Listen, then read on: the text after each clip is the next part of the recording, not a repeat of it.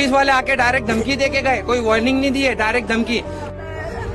और इतना मेरे बच्चों को लेकर मैं काम में रहा हूँ अभी हाल में।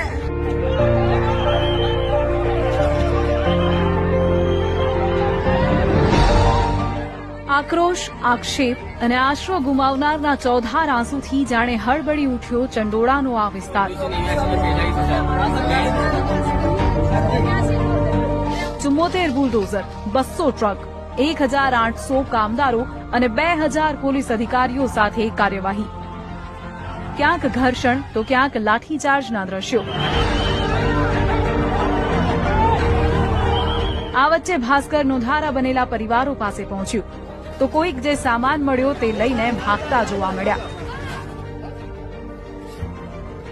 તો કોઈકને તો સામાન પણ નસીબ ન થયો। रास्ते में आके रहना पड़ेगा, क्या करेंगे, कोई भी तो घर भी नहीं दे रहा हमारे को। एक घर हो तो ढूंढ ले पर इतने लाखों की तादाद में ये इंसान कहाँ से घर लावे। એક સમય ઐતિહાસિક ગણાતો આ વિસ્તાર 1200 હેક્ટરનો છે। ધીમે ધીમે મિની બાંગ્લાદેશ બન્યો અને 14 વર્ષમાં ચંડોળાનું ચિત્ર બદલાઈ ગયું।